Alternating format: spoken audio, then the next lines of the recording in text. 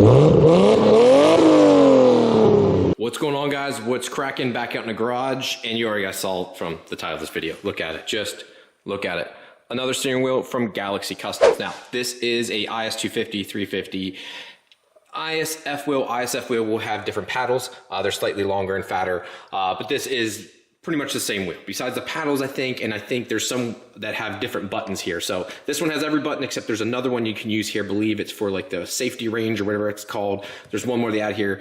Realistically, I don't really care about those. I'm going to make another video on how to wire that up because eventually I do actually want these to work. I actually bought a signal converter, but for now, I just want it to work just like the steering wheel that's in the car. I really wanted it because I wanted clicky paddles. I wanted real paddles for the car. And I know it seems dumb, but it's not the same with pressing a button. I just, again, especially because I'm going to eventually go to the ZF Trans or the AA80E, good lord, that's a mouthful, from the ISF. So I want that boom, boom, boom, boom. I just think that's cool. And eventually it'll be nice too to be able, because this car does have Bluetooth in it, have the Bluetooth working and then have the stereo controls to work. And this I'm going to set up so this actually changes the music. And I think I'm going to have mode be like thumbs down, and then one of these like display, I'm going to have like mode will be thumbs down and display will be like thumbs up for like my Pandora, so it'll like it or not just like delete it. But another thing I want to show you guys, I already started butchering this thing. So I put it all back together. This was like a skeleton they send out. I put everything back together, bolted it all up. But now what I'm doing is I had to rob one of these plugs. Let's take this one here. I'm probably going to replace this wire. I'm going to depin it here and put a new one with a new ground on it. This is for your horn and a couple other things. Excuse me, but I went ahead and wired up. You'll need this factory plug because this is the plug it comes with, and a couple other ones, and obviously you can't use that. These are for the stereo controls. It is very basic. It's just like what we had pretty much in the IS300 wheel. We've got the cruise control comes up here. It's 2 wires, putting in the same spots I had before, and then we have the 2 wires here that are for the flappy paddles. Now, one thing I will say, there is an extra ground that you could tie into the ground here. What that does is it automatically, if you have cruise control on, as soon as I click this, it'll automatically cancel the cruise control. But being honest, I don't really need that or care about that. I do have cruise control set up on this car, but it's not something I really worry about. For now though, I am going to leave this plug here. It's not going to be used for anything. I'm just going to tuck it out of the way, but this is the one you'll need. And again, this is how I set it up. Pink on the left, orange on the right there, then black and red, and then this is a ground here again. This is a wire that was chewed up years ago. I taped over it, did everything else. I'm just going to depin it because I actually pinned this myself and crimped everything now that I have the proper tools. Again, this was from a plug I did, oh my God, 8 years ago, and just kept adding to it because I didn't know any better. So now I'm just going to replace that wire with a new crimp. But I digress. Let's get the steering wheel out of her car here and bolt this one up. The only thing I'm a little bit worried about, it's going to kind of suck. I've never seen a steering wheel, you replace it and it line up perfectly. So the steering wheel might be a little to the left or to the right, and that stuff drives me nuts. So I'm going to take it for a drive. If it is like that, I'll most likely put the other steering wheel back on just because I can't stand that. It'll drive me absolutely insane. So we'll see. Hopefully it does. The airbag's supposed to be here Saturday morning. Cutting it close for the Freed Engineering meet, so we'll see how this goes. All right, guys, so I went ahead and took out the airbag here, which uses, what is it? It's a T30. It uses a T30 Torx. Is what actually probably something else. It's probably not Torx. It's probably some metric thing because this Torx, I believe, is SAE. So it's probably something else, but that T30 worked perfect. Then you've got a 19mm nut in the center. Now, this is the part that sucks. You got to wiggle it on and off. Also, you got to unplug it too. And when I get the steering wheel off, I'll explain this plug here. Again, this is the same style plug. You can see the pins in there, and there's probably going to be some adjustment. From what I've read on the internet, this little Weibo part here, this little clock spring part, this piece here needs to be trimmed out on the backside of this steering wheel because it comes down too far and it rubs against this, which you can't have. I think I'll have to do it from what I've seen, so we'll find out here shortly. So let's hope it works out perfectly. But yeah, let's pop this off. This sucks. I literally got to beat it back and forth to get it off.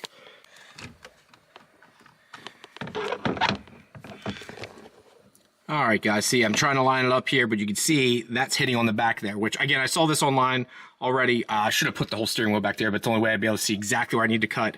So I just need to cut a little bit from the top and sides there to fit that on and around. It's close right now. It just needs a little bit more just to fit around it. Not a big deal. So, yeah, I'm going to go ahead and trim that up with my Dremel real quick. I'm going to take this all back apart because I want to get it all over my new plastics and then pop this back on. All right, guys, so one thing I'm going to have to do here is this pink wire has got a little bit too much tension on it for my liking, so I'm going to have to extend that The rest, I got plenty of slack. I'm okay with it. This wire here, I'm going to de-pin and repin it with a new black wire here. Again, this is your ground, so if I actually hit this against steering wheel, that's my horn. I just don't have an airbag right now, so just waiting for the airbag to show up. Should be here hopefully in a couple days. The other problem is, again, this kind of sucks. I know this thing's not going to drive dead straight. These splines are never all the same. It's annoying, so if I put the other steering wheel back on, it'd be perfect. But one thing I wanted to show you is I did mess up. You do actually need both grounds. I thought you didn't have to, but the ground from the paddles and the ground from the cruise control need to be shared together. So if you look here, the two black wires going in there into this, we'll call it from left to right, we'll call this 1, we'll call this 6. The number 4 pin here, these two ground wires need to share each other, and that leaves you with one open one, just like before on the IS300. I'm hoping to use that one to control the rest with a signal converter. Now, I'm not sure how this works, if I got to convert and just crimp all these wires together, and every time I press a button that sends a signal through, I convert that signal. I'm not sure, as I've not done that. Maybe someone can give me feedback, or if you could reach out to me, I'd deeply appreciate it. I'll make a video on that too, give you credit for it. I just want to make sure. I wanted to also thank my buddy BB of BBS GTR and Nick over at ARTEC, just to go over when I had some of the wiring. I was a little confused, and it was about this part here for the grounding. So you do absolutely need to ground both for it to work. And I wanted to show you working in the ECU. So I have the car on. It doesn't have to be physically running, but on in drive. And I do have manual mode turned on. If you look down here, you'll see the voltage change. There's an up paddle and a down paddle. So if I click this here for up, you'll see the voltage change. So watch it here, up. As soon as I click it, it's instantaneous. Now let's do the down paddle. I mean, it is instantaneous. So if you guys have delay in your transmission, I can tell you right now, I'm 99.999% sure it's never going to be your electronics. It's going to be the actual transmission itself not being able to keep up with your controls. Now, that is for that. Now, let's go down here, vehicle functions. And this is stuff that's already set up for me. So I'm going to have to change some of the minimums and maximums here. But let's go down here. Come on, where's the wiring at? Yep, go to wiring. Now, you see the voltage change as I click it on, set, reset, cancel. You can see cancels pull in. And I also love, Toyota has literally been using this cruise control stock now for 40 years. I mean, they have to have been. I mean, my Celica had it, Supras have it and stuff. This is off a newer Lexus. I believe the brand new Lexus still uses this stock. It's been around forever. They've always used this. I'm just kind of surprised they haven't changed. Makes it easy. If you ever get to a Toyota and you know Toyota, you know how to use the cruise control, but I always found that kind of funny. But if I click it here, you guys will see different voltage changes depending on what you're doing. So if I just click it on, goes to 0, pull up on it to cancel, 3 volts, down is 1.94, and up is 0.99. Now I'm going to need to record that because I'm assuming it's different from what I have now. So if I go to my cruise control, I'm going to have to see that maximum. What is, I'll have to set up, is it under cruise control? Where's it at? I can't even remember now, dang it. Deactivate gain, enable pull up, I guess that'll work, huh? So I guess that's all I need. I can't remember off the top of my head. I'll have to look at this here. It's going to bother me. Actually, let me look at it for a second and double check so I can actually show it in the video to make sure I speak 100% correctly on this. Probably help if I clicked on buttons over here, and that brings up everything. So function, enable, disable, set coast, resume, and cancel. So what you do is you pull, it tells you the voltage here, and it'll tell you the voltage tolerance, and then just figure out which one needs to be. So disable right now is still the same, so 0, which is pretty awesome. Enable, disable, still 0. The function for button 2, so everything's the same. So I don't need to actually change anything there. I can leave that be, and the paddles work also. So I'm done. Just waiting for the airbag now. And well, the only thing I'm going to do, actually, I'm going to go ahead and replace this just while I'm in here because that'll just piss me off. And then extend this pink wire. Won't be the prettiest, but I'd rather do it than it break loose and be like, why isn't my paddle working? That's the last thing I need happening to me. More awesome parts are here. Look at this. All powder coated thanks to VagWorks down in Martinsburg, West Virginia. Well, pretty dang close to Martinsburg there. I always say Martinsburg because it's a good reference point. Dude, they killed it. I'm so happy right now. Intercore piping for the Waves car's done so we can get the turbo kit up and running and actually going down the road. And the rest of this is subframe parts and little odds and end bits. This is pretty much the whole front end. So believe it or not, that's actually powdered too. So when we went there, I knew I wanted gloss black for pretty much everything, except for the subframe. You're probably asking, Ryan, why don't you just do that gloss black? I don't know why, but my brain said like I wanted that to be silver still. But I didn't want bare aluminum because when you try to clean it or upkeep it with something that's coated, you can literally wash off rinsed off. Use a brush. When you have bare aluminum, it just is very hard. It stains. It's very porous, so on and so forth. So by coating it, it keeps it easier for me to clean down the road and wipe things off. Same reason I went with the gloss finish. I kind of wanted to do a flat, but the reason I went gloss is it doesn't attract dirt and grime. So you got grease and grime underneath, it's easier to wipe it off versus something that would have a rougher surface.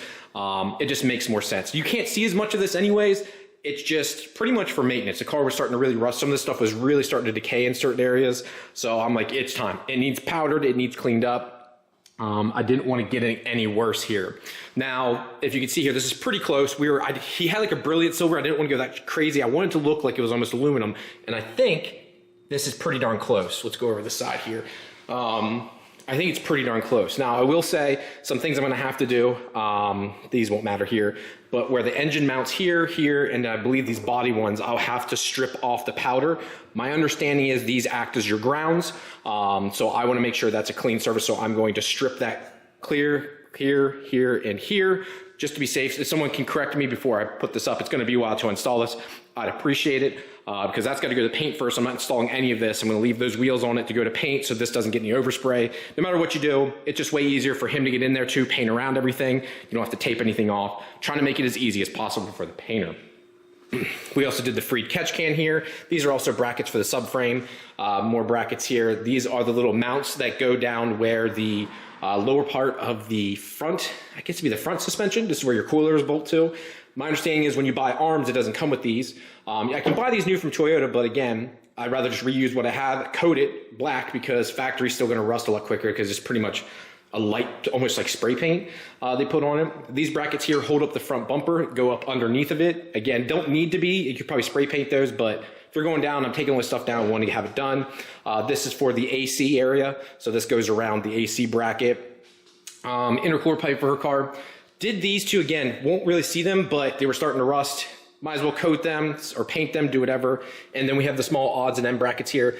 This is for, I believe, AC, and these here actually hold in some of your ABS sensors. So figure might as well get them coated black and be done. Now, I'll shut up because I want to get this intercooler piping installed so we can actually listen to the car and see how it sounds. I've also started with the powder coated setup here, putting my titanium dress-up bolts. Again, thank you guys very much. Without, again, sponsors, I wouldn't be able to do some of this stuff. So I know it's little dumb things, but you won't really be able to see it. Just like these brackets didn't need to be powder coated, but again, if it's gonna be there, it's gonna be abused. I want something that's gonna be coated and last. I'm also gonna chase all these threads. They did, as you can see, they plugged all of them. I'm gonna chase the threads and I'm gonna put like some grease or anything to keep them, or some anti-seize to keep this from rusting in here. And I like using titanium and everything else because it won't seize, especially this PVD coated stuff is really nice. So this won't change colors and it keeps it from having two different metals being dissimilar. And aluminum and titanium is not a big deal, but when it comes to steel, that's where you can have some issues. Even down here, I love having these titanium bolts. This is the bracket. Now, if you don't run like an underbelly pan like I do, you don't need this. There's one more here.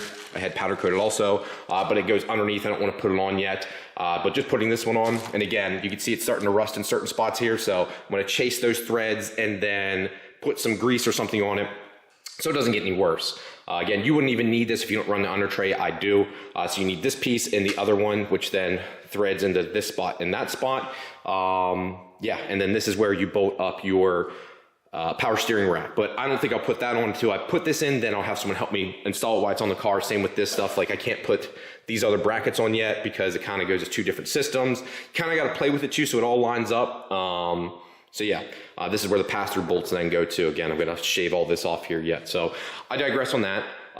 Let's go out and take this for a drive. I kind of got off subject there, but we got to go take this for a drive and see how the steering paddle wheels work, and then you guys can just hear the car. I did take this to the Freed Engineering meet yesterday, which was a great time. I actually kind of want to empty the catch can to see if there's anything in it. I might do that before I take it for a drive here. The turbo kit from ARTEC is really starting to turn colors too.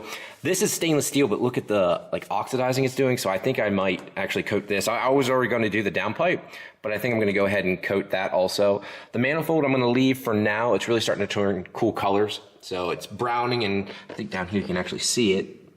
It's actually getting like that cool bluish color to it. And I think this will also, you'd see a little bit here, a little bit right here, but it's also not looking the greatest. I was already going to powder coat this, but now I think I'm going to also powder coat that too, or ceramic coat it. The real test was this. I didn't know if I should heat sleeve this, but nothing frayed. This is still pliable and stuff. So this is obviously far enough away from the hot manifold, and there's a huge air gap right here. So that's not a problem. But I wanted to see if there's any fuel or whatever's inside of there and take a look at that to make sure nothing's bad. And then let's take it for a drive because I even got the airbag, everything now. So let's go ahead and open the door. It was awesome to have paddle shifters. It just feels way cooler. But I've got the Lexus L steering wheel, or the Lexus steering wheel in it. The airbag, again, I'm going to remove this somehow, some way. There's a couple things out there. I just want to get rid of that. One, I hate the chrome. Number two, it's not a Lexus. I want to get a black Toyota badge somewhere on there, but I want it to get sit flush as possible. Don't want to see like bulbously sticking out. So got to figure something out. If someone's done it, again, let me know. Found it. Keyed on. The old BTI gauge here. And now this is the one thing. The cold start on this thing is getting worse and worse. So your tune doesn't go bad, right? And it used to be fine in this weather last year. So, you know, something mechanically is awfully wrong because actually it's warmer than what I have some recorded stuff and it's starting just fine. So something's obviously off, but watch it. Bad. I don't know. I got to look into it. Obviously, like I said, I've got logs from last year and it was fine. Same kind of E85, same everything. Actually, warmer temperatures. You can see I base everything off coolant temp. And your IAT temp, my coolant temp was around mid-60s. And just think about it, I didn't get home till 9 or 10 o'clock last night. So usually your car will start up pretty quickly if it's only been 12 hours. And I'm obviously keeping it in a warm garage. So since 60s was my coolant temp, like 67, 68 degrees. So yeah. But anyways, all right, I'm going to back this out and then let's go for a drive. So here's cold start. And again, this is with a, I would call it a more neutered exhaust. This is the HKS racing exhaust, which is just pretty much a high power muffler.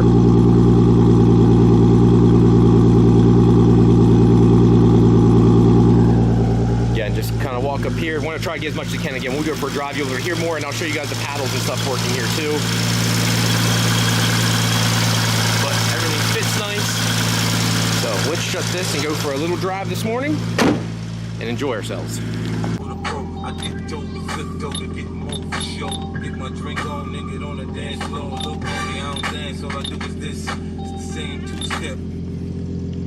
All right, guys, so put in reverse.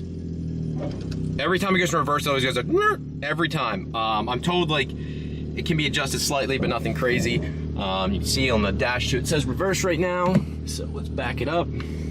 Love this new steering wheel too. I love the matte finish. We'll see how long this lasts though. Again, my greasy hand's already touching it from last night. Doesn't seem to affect it at all, which I'm kind of surprised. But we'll see here. Again, we're keeping it auto mode for the moment. And just so you guys can see it shift. Again, this is all done through the ARTEC, and then I'll show you guys the paddles working here. I'll have my next video will show you how to install these controls.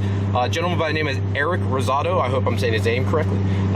He's made stuff on this before, and I forgot his name today, so I actually made a post on one of the 2J discussion boards, and someone tagged him in. I'm like, that's it. So he had sent me something, so I'm gonna try and get that done and then make a full video on it. This way someone else can do it easy too. Sorry for the blowout of the light right now, but again, I want to keep it in automatic mode just so you guys can see it working. See how smooth it is? I mean,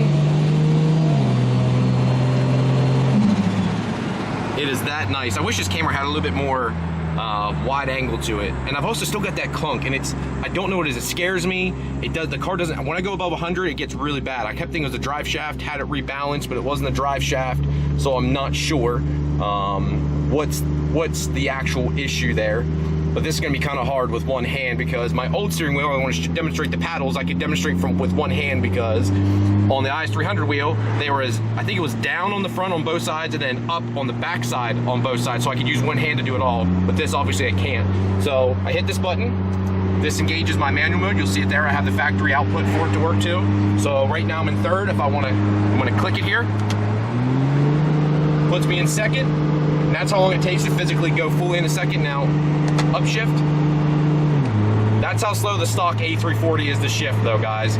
We'll go up one more time. This is gonna lug the car, but this will put it in fourth. As you guys can see now, fourth gear. Again, let's click it back down. Downshift seem to be pretty decently quick. It's just the upshifts can take a while. And my understanding is you can adjust that. I can make it a little bit better by building the trans, doing the valve body, changing out solenoids, you know, doing all that, but it'll never be an ISF trans, a ZF trans, DCT of anything of that nature. So this is eventually gonna go, but I wanted to try it out on this first, and it's still neat. It was definitely awesome last night to be on the highway and be able to click the button to be like, I'm in fourth, I need to get just a little bit of pep, put it in third or whatever. So that was kind of nice. There we go. Now here's one thing I don't like, and I'm working with Nick over at ARTEC. I really want this thing, once you go down to stop, right, anything below 10 miles an hour, I'm in manual mode, right? When I go to stop, I want it to go down to first gear, and it doesn't, so I gotta click to get me into first. Okay, so now I'm in first gear.